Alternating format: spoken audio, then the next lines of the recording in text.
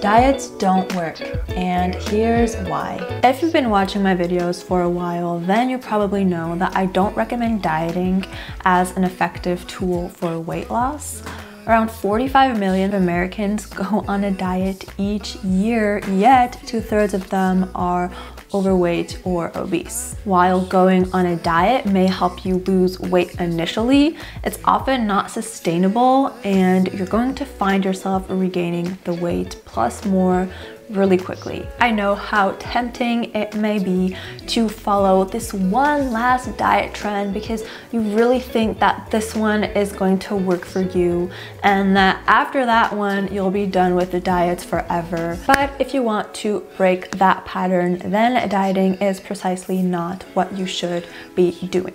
What is a diet? So before I get into the reasons why diets don't work, I'd actually like to clarify what I mean when I talk about a diet. The primary definition of a diet is the food or drink regularly consumed or your habitual nourishment. It may also refer to a diet that is prescribed for health or other reasons. In this sense, a diet may constitute a healthy and balanced way of eating. It may be in a slight calorie deficit in order to help you lose weight gradually and sustainably, or it may just pertain to the type of food that you are allowed to consume, like for instance the vegan diet. So I like to make it very clear that this is not the type of diet that I will be referring to in this video, because following these types of diets that I just listed above, they can be a great way to better your health and helping you lose weight and helping you build healthier eating habits and all of these things. I will be using the colloquial term for diet,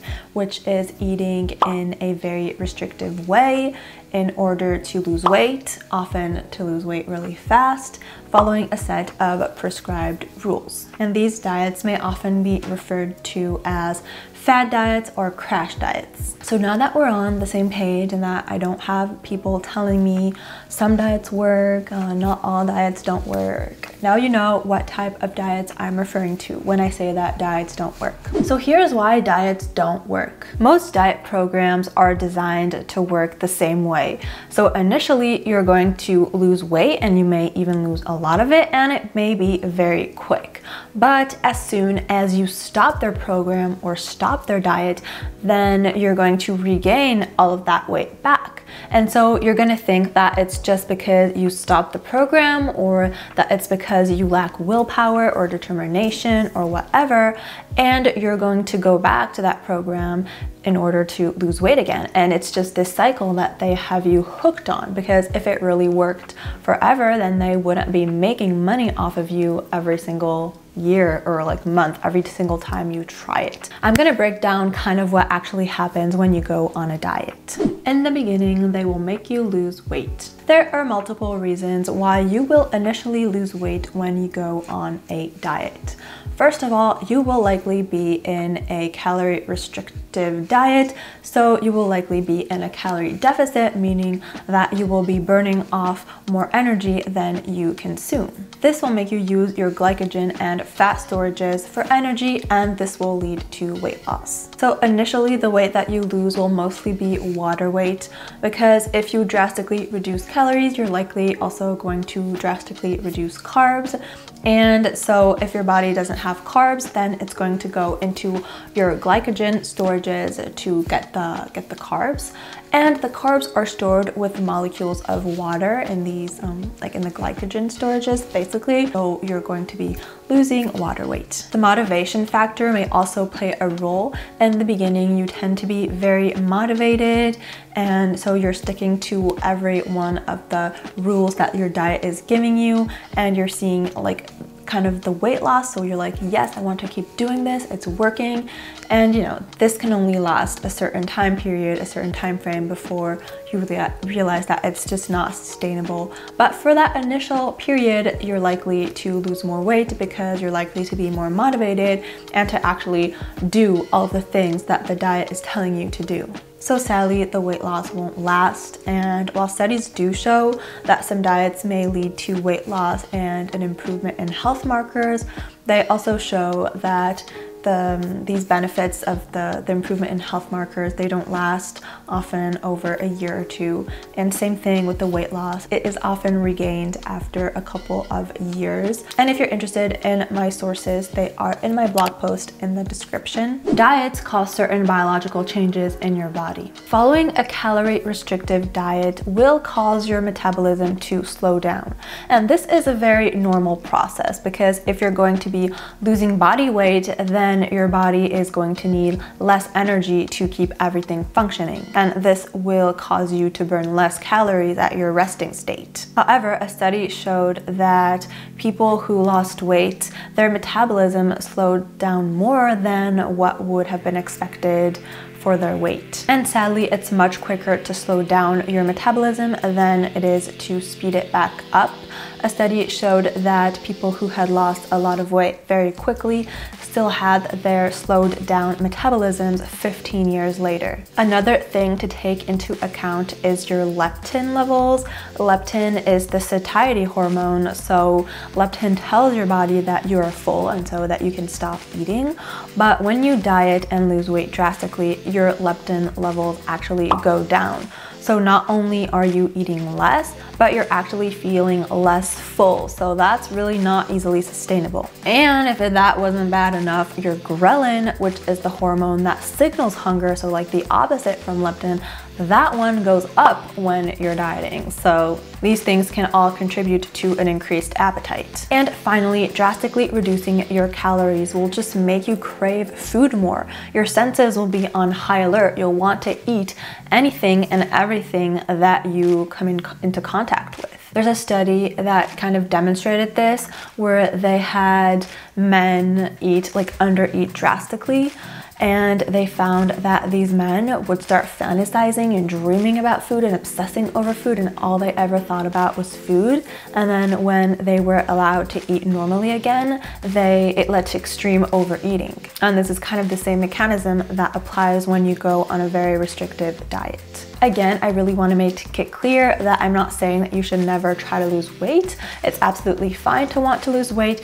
You just have to do it in a way that is healthy and sustainable, like no drastic diets. They deteriorate your relationship with food. If there's one thing that dieting is good at, it's sucking the joy out of everything that relates to food.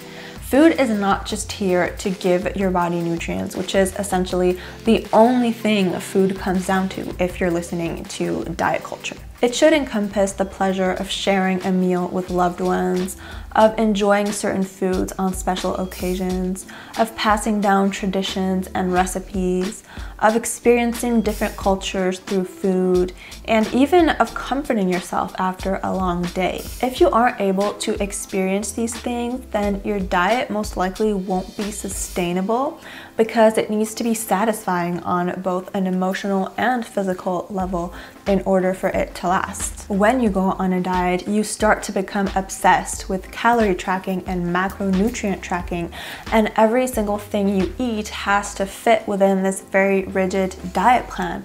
And if for some reason you eat something that doesn't fit into that plan, then you experience food guilt. And food guilt can seem pretty inoffensive, but it can start to spiral into harmful eating behaviors. Often, if you feel guilty after eating a certain food, then you will start to restrict food in order to compensate. So then you're going to be lacking certain nutrients, and so then you're going to be likely to go out and binge on other foods in order to fill you up. And it's just the binge-then-restrict cycle. And I have a video on food guilt and also a video on binge eating that you can check out here or in the description. Food guilt can often lead to the all or nothing mentality, which is when things are either seen as all good or all bad.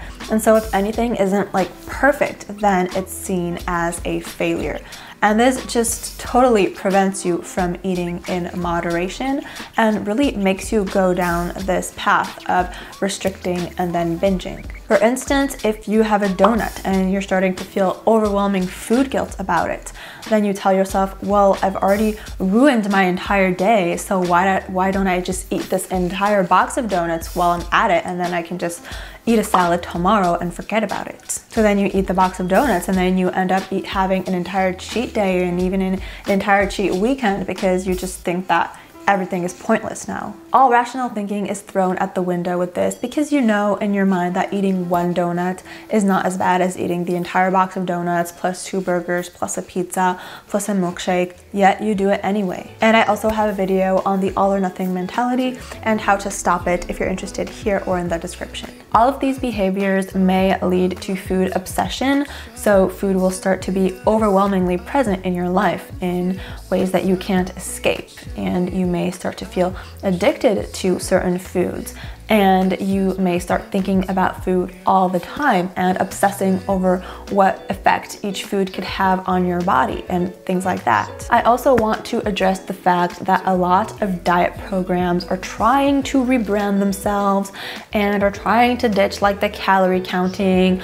But you know, if a diet program is telling you there's no calorie counting here, but they are awarding points to certain foods, then it's still bad. It still contributes to worsening your relationship with food. So you start to associate each food item with the points that they represent, and so you start labeling them as good or bad.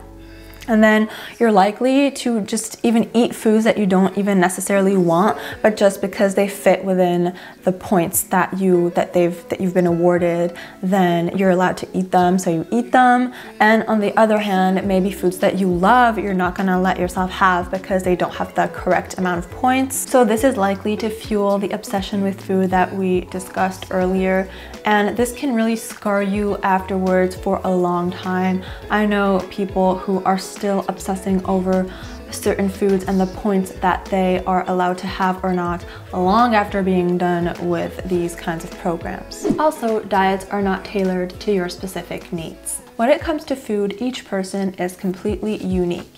And so this is in regards to their weight and their body, so physically, but also in regards to their approach to food, their relationship with food, the foods that they like and they don't like, you know, their dieting habits, their culture, their lifestyle. There's so many things that come into play. And for this reason, a one-size-fits-all diet just cannot be the right approach. A healthy and sustainable diet that you can actually do for the rest of your life must really encompass all of these aspects, and if it doesn't, it will be very difficult to integrate into your daily life, and also it will rid you of your natural desires and wants and cues in regards to food. So what should you do instead of dieting? I really advise against going on any particular type of diet if you're trying to lose weight, but it is important to learn how to nourish your body properly though. Healthy eating means eating a variety of whole healthy foods and having balanced but also delicious meals. Some foods are healthier than others, of course, and those are the foods that you should mainly be having. So those are like whole grains and fruit and vegetables, healthy protein, healthy fats, all of these things. But there's room for any food you like, and nothing should be off limits. Any restrictive dieting should be avoided, and you should be in it for the long haul. And this is why I recommend intuitive eating, because it's very sustainable. I have a playlist on intuitive eating right here if you're interested. However, I do acknowledge that intuitive eating won't necessarily work for everyone in the beginning. I think that you have to be at a certain spot in your relationship with food and your knowledge with food to be an intuitive eater, but I really think that it should be everyone's goal. Beyond healthy eating, I always say this, but it's absolutely crucial to maintain a healthy relationship with food. And also you need to be in the correct mindset for healthy eating, and you need to be physically active. You need to be taking care of your mental health. And I have a video on healthy eating for beginners if you're interested. If you feel like you need help that is specifically tailored to your needs, I also offer one-on-one online nutrition coaching, and in that way we can address your issues and reach your goals together. So if you're interested in that, I have a link in the description that will give you all of the information you need. So most diet programs are designed to make you lose the weight initially, but to make you gain it all back the second that the diet stops. So you keep on coming back to them. They are not intended to work long term. They will mess up your biological signals and your relationship with food. Instead, you should focus on learning how to nourish your body properly and how to better your relationship with food, and just watch all of my videos. I have so many videos to help you with that, and they are free. That's it for this video. Thank you so much for watching. If you enjoyed it, don't forget to like it and subscribe, and see you on my next one. Bye.